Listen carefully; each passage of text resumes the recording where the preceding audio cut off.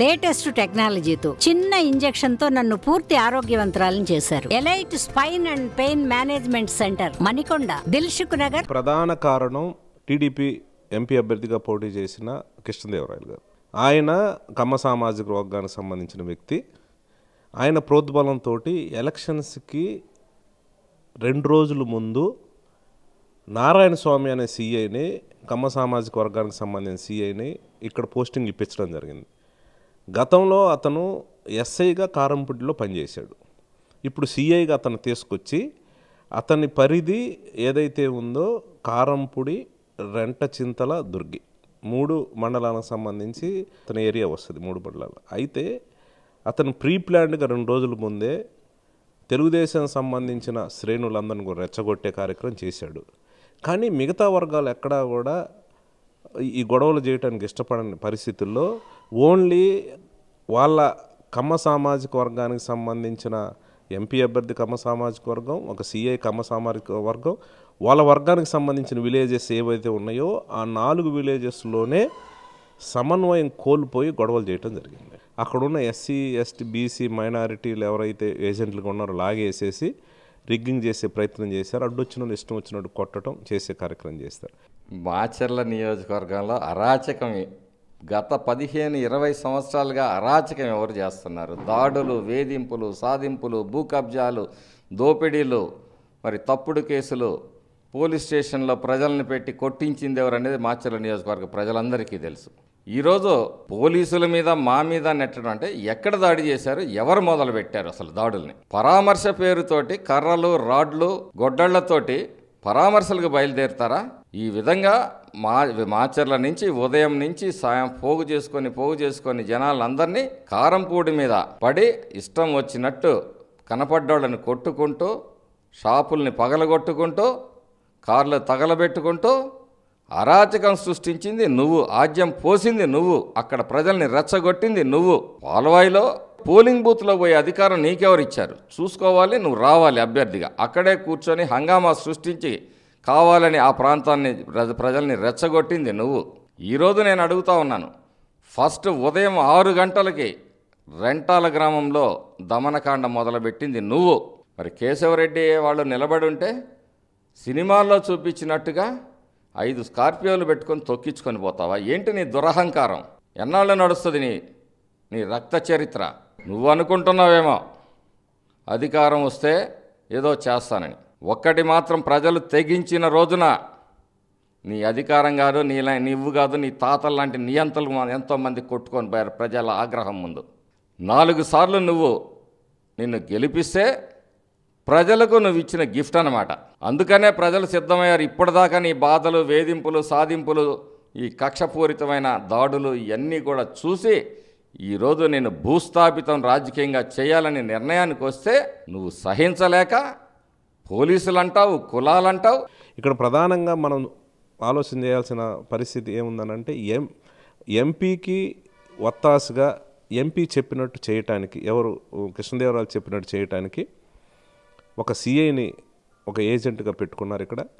అలాగే ఎస్పీ కూడా, మా ఎస్పీ ఎవరైనా సరే హెడ్ క్వార్టర్లో, నర్సరావుపేట హెడ్ క్వార్టర్లో ఉండి 7 సెగ్మెంట్లు ఏవైతే ఉన్నాయో ఎక్కడెక్కడ పోలింగ్ ఎలా జరుగుతుంది, అయితే గొడవలు ఏం జరుగుతున్నాయి అనే దాని మీద మానిటర్ చేసుకుంటారు. కానీ ఒక ఎస్పీ ఖచ్చితంగా మాచర్లోనే ఉండి ఇక్కడే పక్క గ్రామంలో గొడవ జరుగుతూ ఉంటే పక్క గ్రామంలో ఉండి కూడా ఏమి కంట్రోల్ చేయలేని పరిస్థితి. అంటే దాన్ని ఏ రకంగా అర్థం చేసుకోవాలి? ఒక నియోజకవర్గంలో ఎస్పీ ఉన్న తర్వాత కూడా గొడవలు జరిగినాయంటే అది కూడా గొడవలు జరిగిన ఈ 4 గ్రామాలు, ఈ 4 గ్రామాల్లో కూడా కమ్మ సామాజిక వర్గానికి సంబంధించిన వాళ్ళే గొడవలు చేశారు, వాళ్ళే ప్రేరేపించారు, వాళ్ళే రిగ్గింగ్లు చేసే కార్యక్రమం వాళ్ళే చేశారు. కానీ నియోజకవర్గంలో ఏ గ్రామంలో ఎక్కడా కూడా ప్రశాంతంగా జరిగిన పరిస్థితి, ఎక్కడా కూడా గొడవలు జరగలేదు.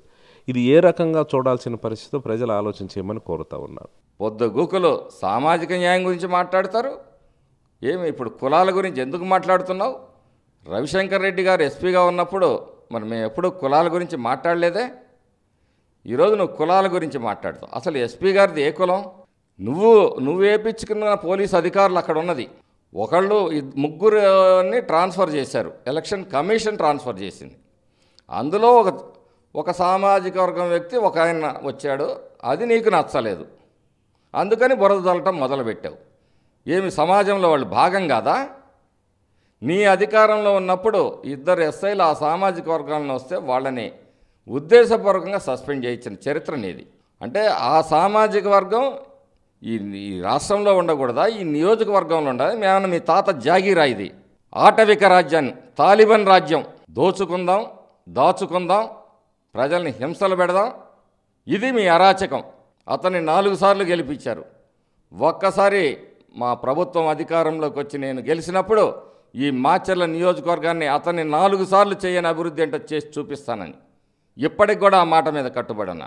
పాలవాయి గేటులో 2 పోలింగ్ స్టేషన్లు ఉంటే 2 పోలింగ్ స్టేషన్లకు 1 కానిస్టేబుల్ పెట్టారు. తుమ్మరుకోటలో 5 పోలింగ్ స్టేషన్స్ ఉంటే 1 కానిస్టేబుల్ హోంగార్డ్ని పెట్టారు. వెల్దుర్తిలో వాళ్ళకు సంబంధించిన ఏదైతే బ్రహ్మారెడ్డి వాళ్ళ సొంత విలేజ్ ఉందో అక్కడ 2 కానిస్టేబుల్ని పెట్టారు. మా స్వగ్రామం ఏదైతే ఉందో కళ్ళకుంటలో అక్కడ 4 పోలింగ్ స్టేషన్లు ఉంటే 10 మంది సిఆర్పిఎఫ్ స్పెషల్ ఫోర్స్ని పెట్టారు. స్పెషల్గా ఒక ట్రైనింగ్ డిఎస్పీని పెట్టారు అక్కడే. మా పక్క గ్రామం కేపీగూడెంలో ఒక డిఎస్పీని పెట్టారు.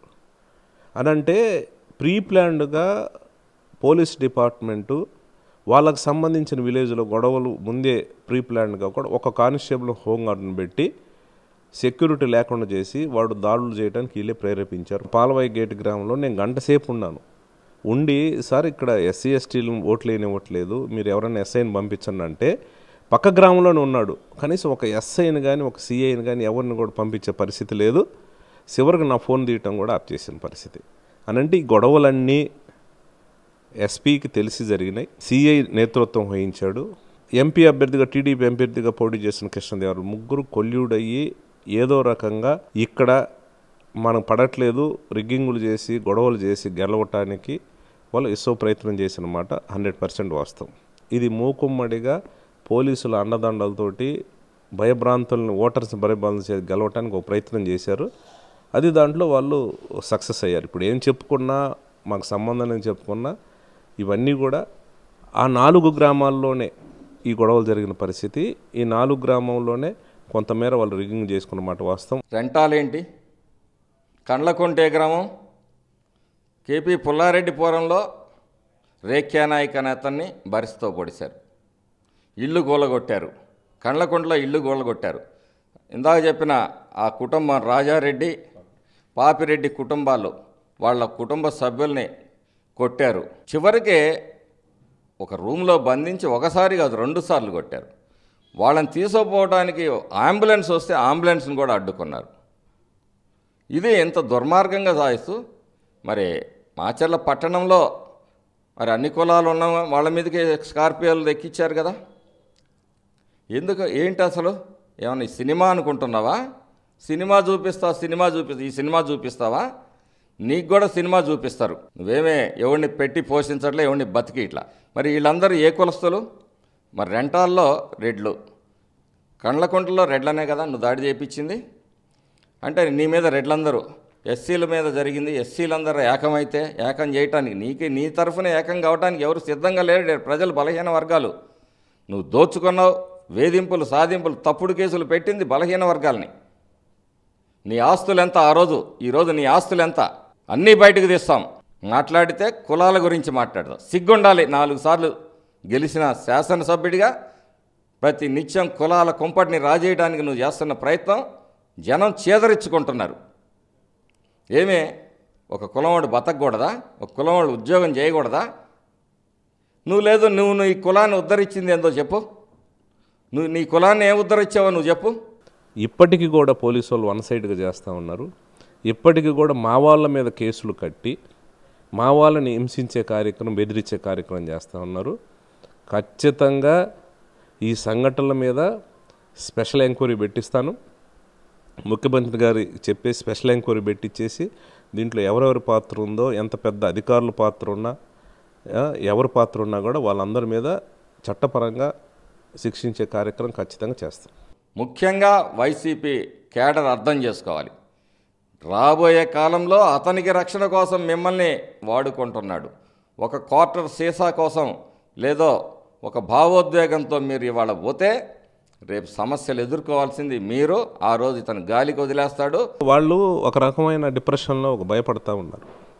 ఎందుకంటే వరుసగా నేను 4 సార్లు శాసనసభ్యుని ఎన్నికైనా మేము బలంగా ఏడుండి గెలుస్తూ వస్తూ ఉన్నాం కాబట్టి ఏదో రకంగా నన్ను నిలువరించాలి, ఏదో రకంగా ఆపాలి అని ప్రీ ప్లాన్డ్గా పోలీసుల డిపార్ట్మెంట్తో కొమ్మక్కై ఎలక్షన్ కోసం ముందే మేనేజ్ చేసి వాళ్ళు కావాలని ఎస్పీని కావాలని తీసుకొని వచ్చి వాళ్ళ సామాజిక వర్గానికి సంబంధించిన వ్యక్తి ఎవరైతే ఉన్నారో ఒక సిఐని కూడా 2 రోజుల ముందు ఇక్కడ పోస్టింగ్ వేయించుకొని నియోజకవర్గంలో ఎక్కడా గొడవలు జరగలేదు. ఆ 4 గ్రామాలలోనే గొడవలు చేసి కొట్టడం జరిగింది తప్పితే మిగతా ఇన్ని గ్రామాల్లో ఎక్కడా కూడా ఇప్పుడు మాచర్ల మండలంలో ఏ గ్రామంలో కూడా గొడవలు జరిగిన పరిస్థితి లేదు.